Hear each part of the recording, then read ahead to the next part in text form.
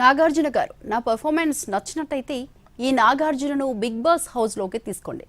Confuse కాకండి, మీరు కరెక్ట్గానే విన్నారు. ఆయన పేరు నాగార్జున, వృత్తి సబ్ ఇన్స్పెక్టర్. ఆశ మాత్రం బిగ్ బాస్ కంటెస్టెంట్ కావాలని. అదేంటి, ఒక పోలీస్ అధికారి అయ్యి ఉండి అదేం కోరిక అని అవాక్కయ్యారా? మీరేంటి, మొత్తం డిపార్ట్మెంటే మనోడి ఉత్సాహానికి షాక్ అయింది. ఇతని పేరు నాగార్జున రెడ్డి. నంద్యాల జిల్లా గడివేముల స్టేషన్లో ఎస్ఐగా పనిచేస్తున్నాడు. సరే, క్రిమినల్స్, కేసులు, లా అండ్ ఆర్డర్ ఇవన్నీ ఒక్కసారి పక్కన పెడితే ఇతని మనసులో మాట ఏంటో ఒకసారి విని తరించండి. నేను ఎంతో ఆత్మవిశ్వాసం కలిగినటువంటి నా యొక్క నిజమైన వ్యక్తిత్వాన్ని బిగ్ బాస్ హౌస్ లో అడుగుపెట్టి అందరికీ చూపించాలని ఎంతో ఆసక్తితో ఎదురుచూస్తున్నాను.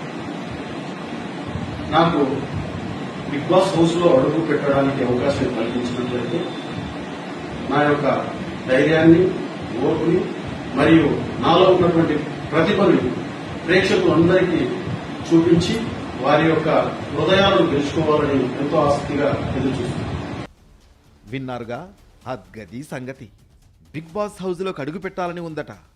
అందులో తన ధైర్య సాహసాలు ప్రదర్శించాలని ఉందట. ఎక్కడా లేని ఉత్సాహాన్ని వెలుబుచ్చాడు.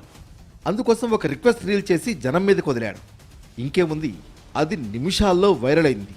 డిపార్ట్మెంట్ ఉలిక్కిపడింది. బిగ్ బాస్ హౌస్లోకి అడుగు పెట్టడం తన డ్రీమ్ అని, అది ఒక కష్టతరమైన విషయమని చెప్పుకొచ్చాడు ఎస్ఐ సాబ్. అన్నట్లు మొదటి నుంచి 9 సీజన్లు చూశాడట.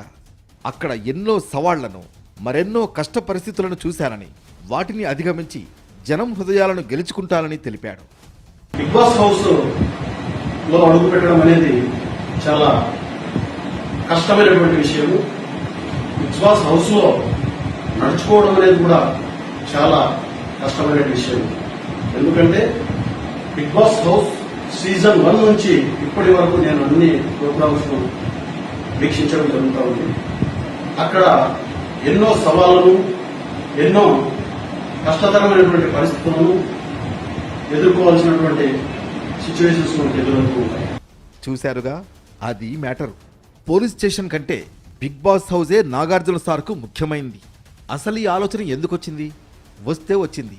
దాన్ని యూనిఫామ్లో ఉండి వీడియో చేయడం వెంటనే జనం చర్చించుకుంటున్నారు. మరి ఈ రీల్ చూసిన డిపార్ట్మెంట్ నాగార్జున సారుపై ఏం డెసిషన్ తీసుకుంటుందో చూడాలి.